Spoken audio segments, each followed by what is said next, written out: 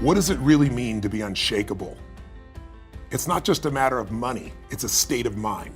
When you're truly unshakable, you have an unwavering confidence amidst the storm. It's not that nothing upsets you, we all get hooked at times, but you just don't stay there. Nothing rattles you for any length of time. This state of mind allows you to be a leader, not a follower, to be the chess player, not the chess piece, to be one of the few who do, not the many who talk. Hi, my name is Richard Bradley, and I'm the editor-in-chief of Worth Magazine. Welcome back to the Unshakable podcast. We're here today to talk about something that, aside from home ownership, is the most common investment for Americans: contributions to employer-sponsored retirement plans. Nearly 90 million Americans are putting away money from their paycheck, with most of them participating in 401k plans. For many, it's the only retirement plan that they have, and what they're banking on, literally, to provide financial security in their later years. But as he was writing his first book, Money Master the Game, Tony Robbins discovered that there are some enormous problems with 401ks, problems that were costing Americans a year's worth of retirement income. To write Unshakable, the financial freedom playbook, he took yet another look at the 401k industry with the help of one of his, Tom Zgainer, from America's Best 401k, the company that Tony himself uses for his company's 401k plans. Tony's son Josh Robbins also joined forces and now serves as Chief Marketing Officer for the company. Welcome, Tom and Josh, to the Unshakable podcast. Thank you. It's great to be here. Thanks for joining us today, guys. So, Tom, why don't we start with you? Talk about what is the number one problem with most 401k plans today? Well, Richard, as you mentioned at the top, aside from home ownership, this really is the primary investment vehicle that we're using as Americans to build financial resources to sustain ourselves after our active work life is completed. And with over $6 trillion currently invested in 401k plans, there's going to be an enormous mathematical consequence of when there's going to be excessive or perhaps needless fees inside these plans. And while they're not necessarily hidden, we like to say that they're hiding in plain sight because the typical plan participant or plan sponsor really doesn't have a handle on it. And if you look at really for 3 decades plus, the financial services industry, the companies who are in the business of providing 401k plans, they were not even required by law to disclose how much they're charging their customers. Think about it. Let me second, Tom, because I think that's worth repeating. For decades, the people who ran these plans didn't even have to tell the people who were in them what their fees were. It's crazy to think about that we would buy anything in our life in any manner, right? If we went shopping today, or we're going to travel today, or going to buy something today, that we would do it without knowing what it costs. And yet, here's the thing we need for when we're 65 to 90 years old, and for all that time, they didn't have to tell us. And even still today, and we'll talk a little bit later about the disclosure rules that change things somewhat, still over 70% of participants in 401k plans still believe that there are no associated investment-related costs, which kind of goes to our lack of basic financial acumen, not even understanding that mutual funds or index funds actually have an inherent cost built into it. I think that's an astonishing fact, actually. 71% of people who are enrolled in 401ks do not know that there are any fees involved whatsoever. It's sort of you work each week and you have a biweekly or semi-monthly and monthly payroll, and money comes out of your pay and it goes into your 401k, and you occasionally look at your balance and you see it grow, and maybe it grows a little and maybe it grows a lot. But the mathematical consequence of the fees mitigating returns over time are not even on the radar. And a lot of these funds that providers have on their core lineup, or maybe a broker or payroll company put in place, there can be more than a dozen different fees inside of them that are chipping away at their returns over time. So, Tom, when did that change? When did 401k providers become required to provide a fee disclosure? In July of 2012, after about 3 years of back and forth legislation to try to get a disclosure of some sort brought forth, in July of 2012, a document called a 408B2 was starting to be necessarily provided by plan providers to the plan sponsor. That's the employer version. In August of that year, a different version called a 404A5, a participant disclosure, became into law where each participant in the plan had to receive that disclosure.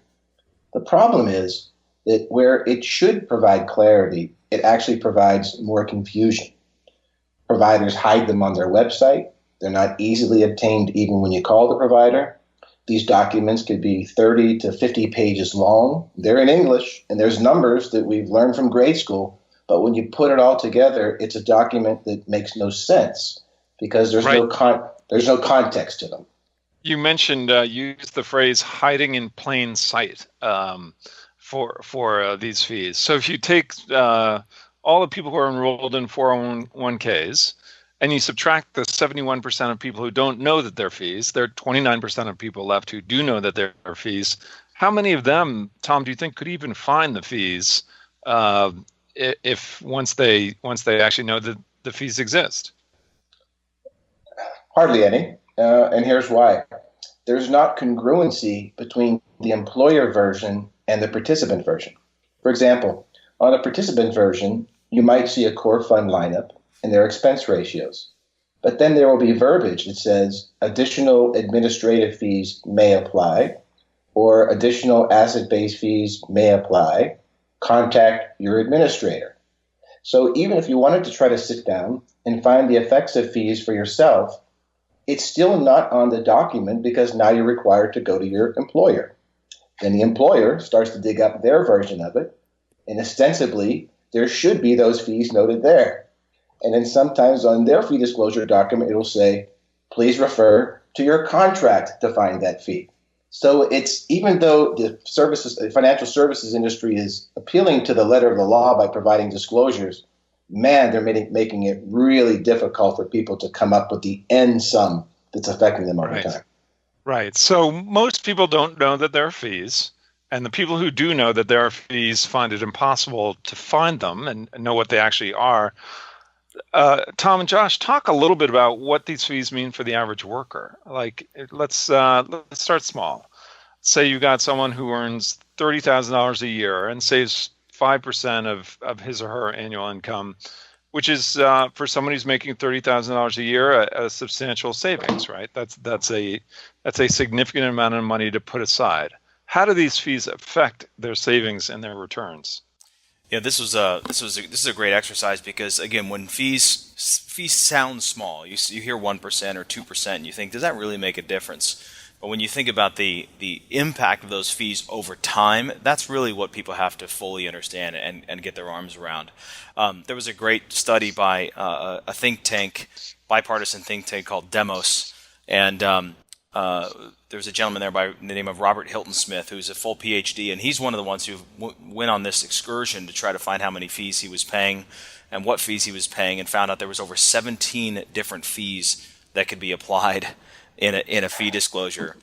And 17 different fees. 17 different fees, yeah. And so he looked at this and said, okay, so what does that really mean to the average worker? So a $30,000 a year employee saving 5%, as we said, loses about $154,000 to fees over their lifetime. And that's an astonishing number. But what's more astonishing would be how much more money they would have if that money would have been put to work and was actually compounding. So that's just the fee amount. But if you actually were to say, okay, if that money were put back, what would that have grown to? And it really means the difference between the ability to retire and the ability not to. So our general rule of thumb, Richard, is that if you look at it over time, a typical market return of 7% over time, a 1% reduction in fees. So someone who's paying 2% versus someone who's paying 1%. All things being equal, they both have the same returns. The person with the higher fees, their money's going to last 10 years less. Their money's going to run out 10 years earlier than the person with the lower fees, with the 1% in fees. So and that I think is particularly important to think about when you realize that people are living longer these days, and hoping to retire sooner. But in fact, what's happening in part because they're worried about being able to support themselves during retirement is they're living longer, but they're also working a lot longer. Yeah, that's right. And I think, baby boomers, their number one fear is not death. And their number one fear is actually running out of money too early. In other words, sadly to say, they'd rather be dead than broke. And that's a very real fear for people. And so people there's an epidemic in our country in the 401k space of overpaying for underperformance. And that's really what we have here. And that same study, just to continue that forward, if you're maybe a higher income earner and you're listening to this podcast, someone who's making $90,000 a year and say they're stocking away 5% as well, they're actually going to lose closer to $300,000, about $277,000 in fees over their lifetime. But again, if that money would have been working for them, how much more would that $277,000 would have compounded to? $500,000, $750,000 of additional monies they would have had to sustain themselves later in life. So, Tom, what happens? I'm sorry to interrupt, Josh, but let me throw a question at Tom. So, what happens if I'm a teacher? So, I'm not using a 401k, but rather a 403b. Isn't that better? It sadly can be far worse. 403b plans, if you compare them to a typical 401k plan, which has a core fund lineup put together by someone, an advisor, a provider, a record keeper, whoever, typically a core fund lineup, one lineup. With a lot of these 403b plans, you'll have multiple providers. So a teacher on 401k day, they may have 5 or 6 different investment providers, wildly different companies involved, with completely different perspectives on how they approach things and the funds they offer to choose from. It almost becomes a marketplace. And what we see in a lot of these plans is that the fees are even more excessive than those in 401k plans. One we saw recently where they're charged up to 2% on every bit of savings to manage their plan. For every dollar that goes in, another 6% sales charge, a front-end load, so to speak, is added to it. So think about it, 8% in fees the first year alone. Yeah, that's crushing. It's totally crushing. They exist in 401k plans, but candidly, not as egregious as we see in the 403b market. And it's sad, right? These are our educators. A lot of the educators are math educators. And yet the thing that they're teaching is the thing that's actually working against them as they try to plan for their life after active work. And if I can mention... Of course. If I can mention it to Josh's point earlier when he talked about, the fear of baby boomers. The adage is out there that we never worry about our money until we do. And it's these little things that we do today that we're not really cognizant of what's going on today. They're going to have a consequence 20 years from now when we retire, 15 years from when we retire. So it's really a matter of paying attention to keeping your eye on the ball now to see where that ball is going to land 20 years out.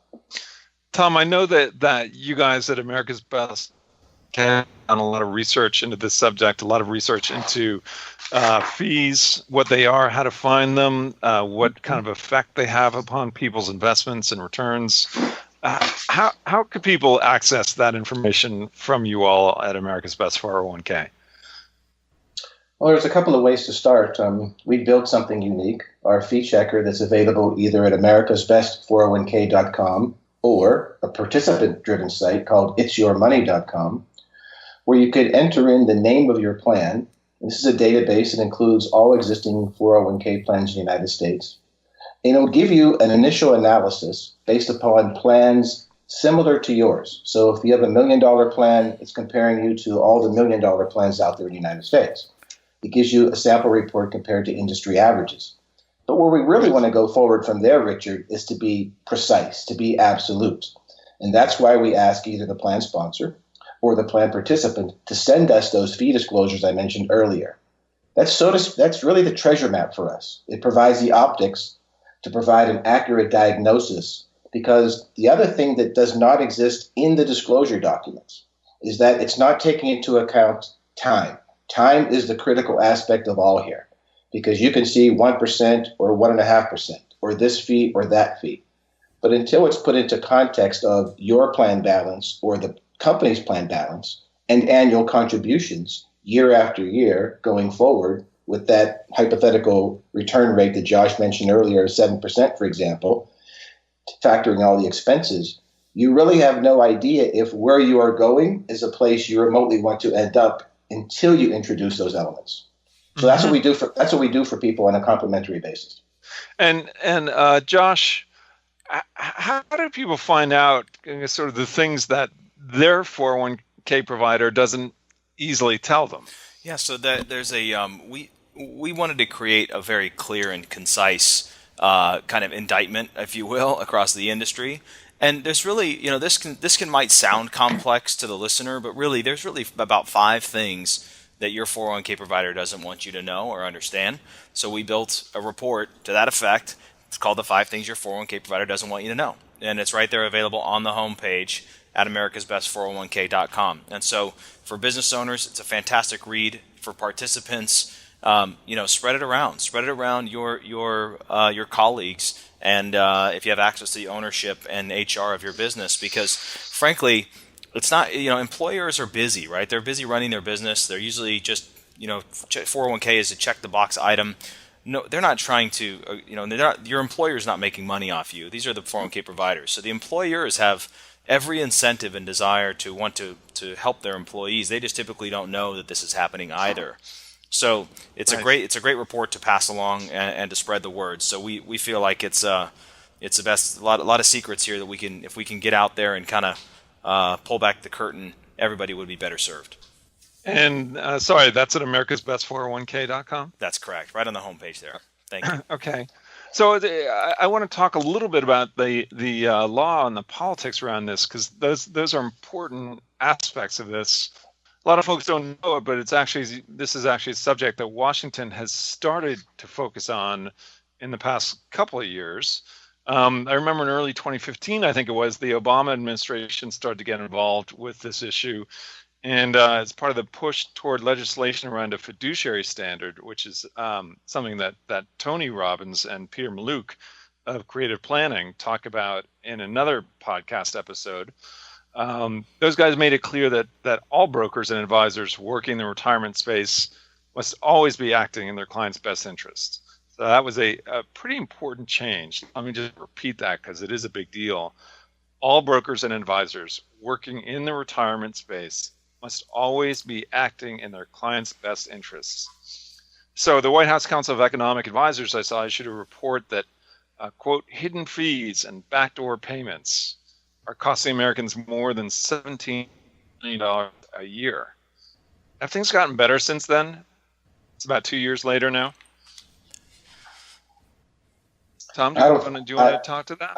I don't really think so, because it's the percentages of where are most 401k plans residing. If we think that there's close to 650,000 401k plans out there, most of those are with 2 national payroll companies, 15 to 20 insurance companies, and a couple of fund companies. The problems are the inherent conflicts of interest. So if, for example, you're a big payroll company, you're using a core list of funds for most of your clients, where the payroll company, simply as a matter of convenience of integration with payroll, is providing these 401k services, might be getting 25 to 75 basis points in revenue sharing from the pay-to-play funds on their platform, with no value exchange occurring. Payroll company, remember, not a fiduciary in any measure. Or through a lot of the broker-driven insurance company models, now you have multiple layers. You have a broker-dealer that gets paid. The broker gets paid. The fund company gets paid. Often the provider gets paid. How do they get paid? It has to come from either inside the expense ratios of the funds or by adding fees on top. The bottom line is, regardless of fee disclosure, regardless of expected transparency, regardless of putting the needs of the client first, you still have a lot of folks who have determined that this is their 401k plan, not the plan participant's 401k plan. So these layers of fees are being added on top of it. So it has not improved. We review hundreds of plans every month. Nothing's changing in that model. And Josh, I imagine that inertia has something to do with this, right? A company has set up its 401k plan. Everything seems to be working fine. No one's complaining because they don't really know how much better they could be doing.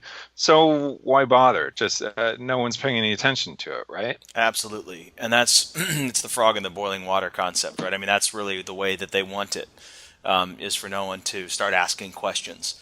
And start looking around. I mean, even when you ask your provider where my fee disclosure is, or how do I get a copy of my fee disclosure, that's such a rare question that it even raises red flags when the provider hears this question. Is why would you need to see your fee disclosure? It's just such an unusual question. So, and I think with the we're going back to the law for just a quick second. The DOL law has a tremendous That's number. the Department of Labor? Yeah, correctly. Sorry, the Department of Labor law. It really has a number of carve-outs and caveats. So, yes, the law, which, by the way, could potentially, depending on when you're listening to this, be rolled back or postponed by the Trump administration. We're not sure yet. However, what this law does is it says, hey, yeah, you've got to act in your best interest. However, there's a lot of buts attached to it. You can still generate commissions. You can still participate in revenue sharing, which is a fancy word for pay to play, meaning the mutual funds. You ever wonder why the mutual funds on your list to choose from, you say, who selected those, and why are those the ones? If there's thousands of them out there, why are there these 15 or 20 or 30? And the reason is, I'd like to think it's because some really smart person somewhere looked at a whole bunch of funds and decided that these were the best ones. Yeah, that's ideal. The problem is that the funds that are on that are the ones on the shelf are the ones that are paying the most typically to be offered to you. So they're expensive. But so I'm sorry. Wait a second. I feel like that's a huge point. It is. So the funds that are in your 401k plan aren't there necessarily because they were chosen by the plan administrator on the basis of merit. They're there because the guys who sell the funds are paying to put them in your 401k plan. Absolutely. Yeah, the funds themselves are there just like if you were to walk into a retail store and those products are on the shelf because they generate a great margin. The same is true for mutual funds in your 401k plan. They are paying to be on that platform in 99% of the time, which of course is passed on directly to you in the form of increased costs. They can be insanely expensive. So, expense ratios, we've seen expense ratios as high as 2.5, 3.5. I think our record is 5%, a 5% annual expense ratio, which is just astronomical. So yeah, they're absolutely paying to be offered. Can I piggyback so off of that? 5% means that Well, the crazy part about what Josh just mentioned is that if you have a broker on the plan who's not a fiduciary, or a payroll company who's not a fiduciary, or you went to some provider that just said you can pick these funds or those funds, they're not a fiduciary.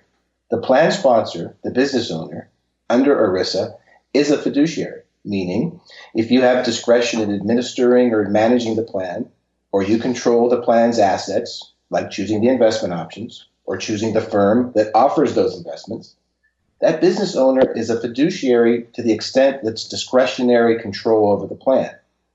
And further to that is that you may have not been told this as a plan sponsor, but when you, as an ERISA fiduciary, act for called the exclusive purpose of providing benefits to the plan, that person is legally bound to do so at the level of a hypothetical expert. So a business owner probably doesn't know that if they don't appoint a fiduciary, they are one, and they're the de facto expert, and the ERISA expects you to carry out those functions as if you had that professional knowledge. But by the way, they're running their business. Tom, the law says that business owners actually have to play a fiduciary role for their employees, which means that they have to choose a 401k and administer a 401k that is in the best interests of the employees. I bet many business owners don't even realize that. Sadly, they do not. When I mentioned the phrase, do you know that your fees must be both reasonable and prudent, and the plan must be for the sole benefit of its employees? That language is fresh language that's never passed their ears. So pretty powerful language, but not if people don't actually know about it. And I imagine enforcement is probably minimal. And as Josh suggested, we have no idea what will happen in the months and years to come in terms of enforcement, maybe a rollback, something of that nature. The stunning part, if I spoke to 100 plan sponsors this week, and I said, let's go forward and do a side-by-side comparison of your plan. Let's first get a copy of your 408b2. At least 70 to 75% will say, what is that? I have never reviewed it. I'm not sure where to get it. Where do I get it? What does that document contain? And here we are in 2017, something that has been published since July of 2012 under the law of ERISA. They are to read it, articulate it, make changes if necessary.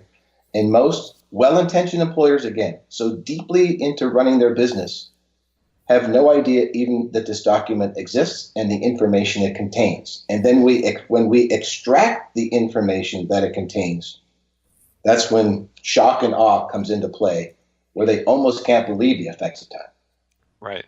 Well, so from the participant of the investor, the employee, we've all been hearing a lot in the past few years about the benefits of ETFs, exchange-traded funds, which are basically very low-cost, passively managed funds. That means that they don't have an investment manager who's buying in and out of the stock market every day.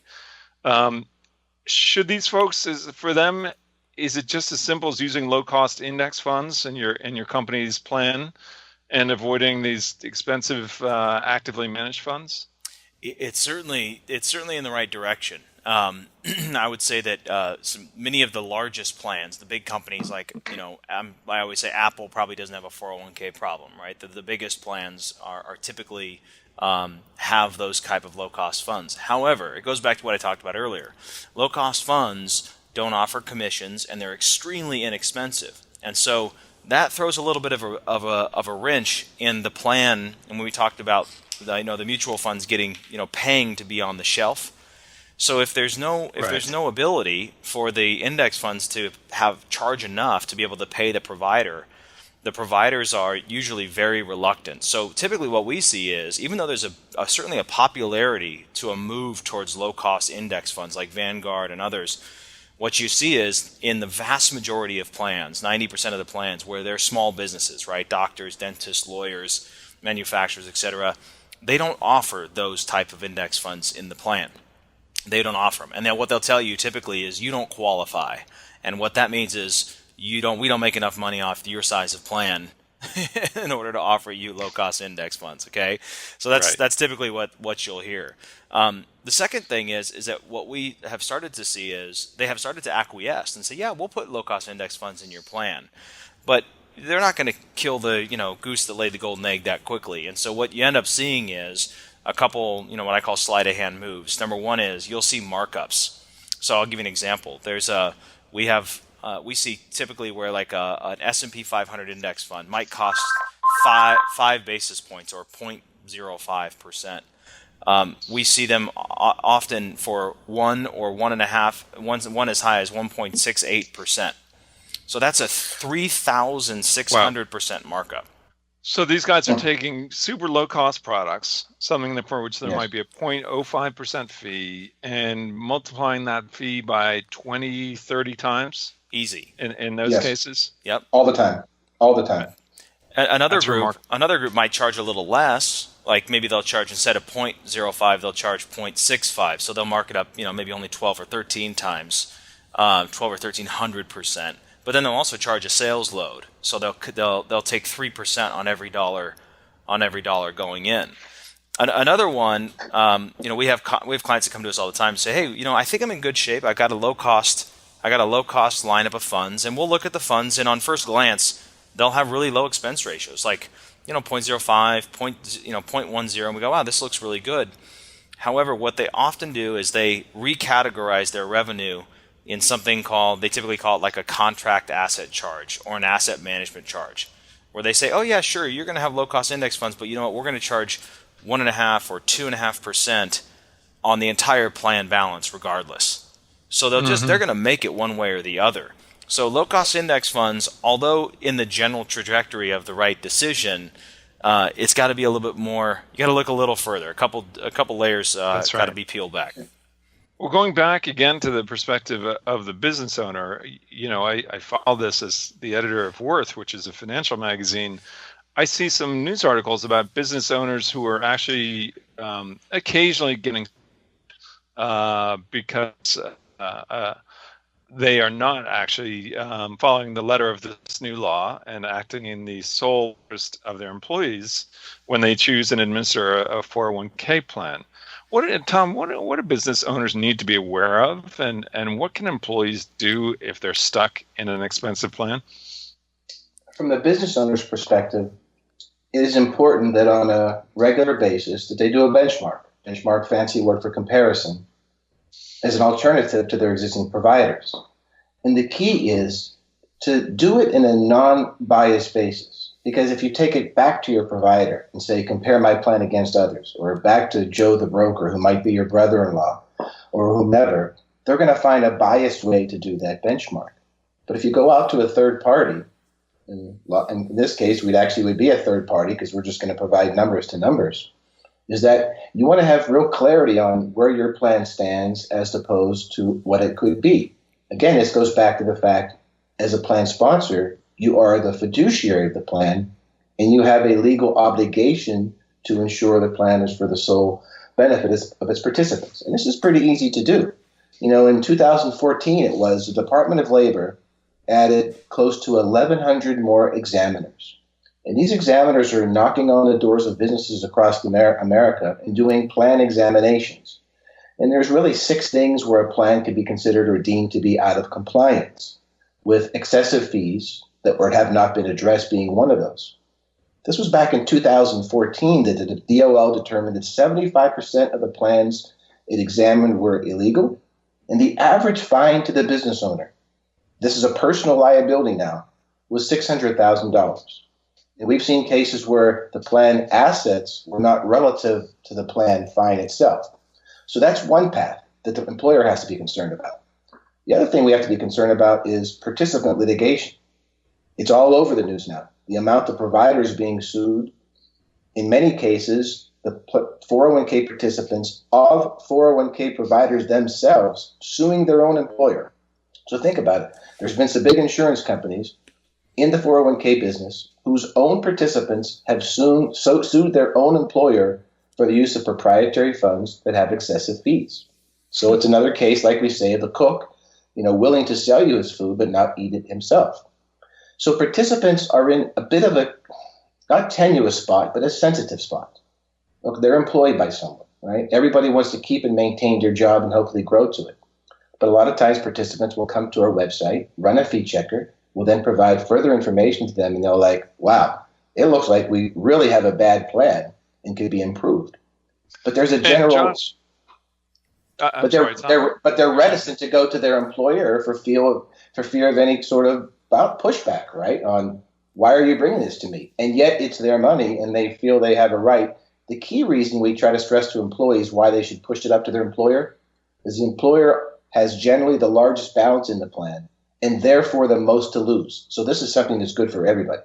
That's right. That was actually where I was going to go, is that this doesn't necessarily have to be an adversarial conversation or process because, as you pointed out, Tom, the business owner often is going to be the biggest investor in that 401k, and probably oftentimes the best paid person in the company.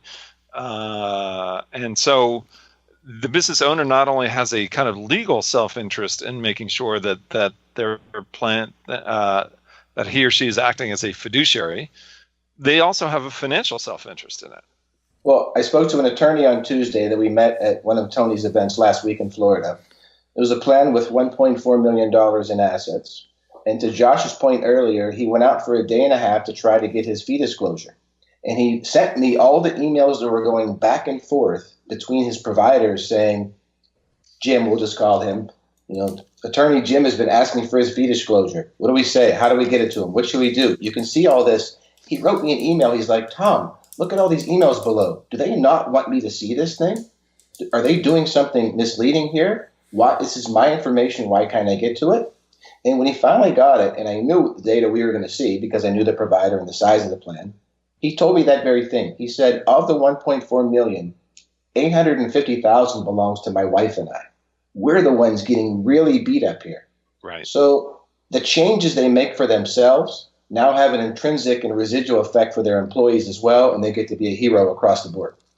Tom, I want to come back to something that you touched upon briefly podcast, which is that I understand that America's Best 401k, a company that Josh also works with as Chief Marketing Officer, you guys have taken it upon yourselves to provide any business with a complimentary cost comparison, sort of a look under the hood. What does that process look like, and what can businesses expect if they hear this podcast, if they're listening to this, and they decide to go to America's Best 401k and take advantage of that offer? It's really simple to do. We need really two pieces of information. The fee disclosure that I mentioned earlier, and we really like to get a copy of the employer version, the 408B2, because it should have all the data contained or referred to that I can then help them dig a little bit further. That, along with any notation of any invoice fees that they might receive. So what we do is we put this into a very easy to read 3-page document that takes into account their existing plan assets, estimated annual contributions, a growth rate, factor in all the expenses, and then we run that out month after month, year after year, out 20 years, and we show the measurables in 5-year increments. So you can start to see and get a glimpse into the future of if you stayed with this plan, as opposed to America's Best 401k, which is going to have all-in investment expenses generally around 0.65%, and the plans we're reviewing on average are 1.5% to 2.5%. You're going to have a visual number that shows that over this period of time, 20 years, that you are going to lose this dollar amount in savings. And that if you were with us over that time, that same dollar amount then correlates, that goes back into your pocket. Now you have a visual to work with. Now you have a real number to latch onto that shows you we're just 2 millimeters of change, just pivoting away from where you are, fundamentally and radically changes the outcome of the business owner, the employees, and their families as well after they stop working. And that's a substantial number. Let's go back to Joe the attorney and the $1.4 million he's got in the plan. Over 20 years, the difference, the incremental difference, all things being equal, just say the same growth rate, the same contributions, if he stuck with his existing plan versus switching to America's Best. America's Best put an additional over $1 million back into the plan. That goes right back to he and his employees. And that's even being nice, because we say all things being equal, and our plan only uses low-cost index funds. We don't have any brokers. There's no commissions. So his plan is stacked with actively managed mutual funds where there's a broker involved. And so I'm just being nice on the all things being equal. But it's a substantial impact for a small business owner who you think spends day in, day out working so hard to succeed in their business, to be able to put money away, and to let that money just walk out the back door is an unacceptable outcome that we are. That's why we say we are in the business of rescuing the retirement plans of Americans. Tom, let me ask you one final question, if I may. And it goes back again to that issue of inertia. So I imagine that business owners, they simply think that even if they realize that they're overpaying for their plan or the plan's products, they assume that it's a complicated and painstaking and time-consuming procedure to change 401k providers. And you know what? They're too busy running their business. It's a competitive world out there. There's always something that's more pressing. Is it actually that hard to change? Actually, it's not that hard to change. It's in fact easy to change when you have experts involved. So in our model, we assign a conversion specialist on our end, one person who works with that plan sponsor or their representative to take that plan through its conversion cycle over a 6 to 10 week period of time. And when I say 6 to 10, it's usually in about 6 weeks we're ready to start accepting deferrals on our end. Industry average will show that it takes about 10 weeks for the prior provider to finally send over the assets to the new plan. So we assume all the heavy lifting. At the outset, in fact, we have a new onboarding form where in less than 7 minutes, somebody can get started with us. The summary information we need to get moving. Our team then reaches out to collect the existing plan documents, supporting information, summary plan description, and the census. And then everything shifts to us. So we emphasize to the business owner, keep your eye on the ball on your business. We'll manage this entire process. we connect with the existing providers, the former ones, to facilitate the transfer of the assets. We keep your employees abreast of the change. We then launch a webinar or conference call blend for the new employees to introduce the new website.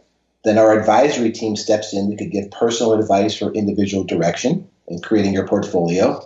So the whole circle around that is you worry about maintaining your business. We will manage the 401k plan. Serving as the 338 fiduciary, which is our role, we are taking on as much fiduciary liability and responsibility that the law permits. So those lists of things we talked about earlier in the podcast shifts over to us. There's no conversion fee to move over. The biggest hindrance generally is the existing relationships. Right? It's a matter of unhinging those. It might be a brother-in-law or Joe the broker you met at Rotary or some other event that the biggest difficulty we will see to people making that change is that a sort of a fear, I would call it, of going to their existing provider and saying, we have to move on. Because we provide oftentimes empirical evidence to do so, and they can see that a rapid and near-term change makes sense for everybody involved. So the bottom line is it's very, very easy. Great. Listen, Tom Zgainer and Josh Robbins from America's Best 401k, I want to thank you for spending the time to talk about this issue. It is both individually and on a national level, it is a hugely important issue because, as you guys both know, and as lots of folks who are listening to this know, most Americans don't get pensions anymore. Most Americans depend on their IRAs or their 401ks for the money that they're going to live off during retirement. And what you've been talking about is how much money they are losing. Could have a profound impact on their ability to retire and their quality of life during retirement. And I just think it's something that most folks don't think about enough. And I hope that they learn some things during this podcast. And if they want to learn more, I would recommend that folks go visit americasbest401k.com. That's americasbest401k.com. Tom Zgainer and Josh Robbins, thank you both so much. This is Richard Bradley from Worth Magazine. Thanks to everyone for listening. Thank you, Richard. Thank you.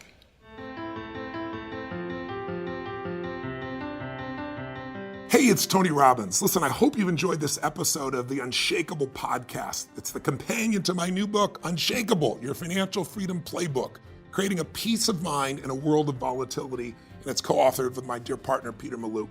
Listen, by listening to this series, along with reading the book, you'll be armed with all the essential facts and strategies you need to help transform your financial life.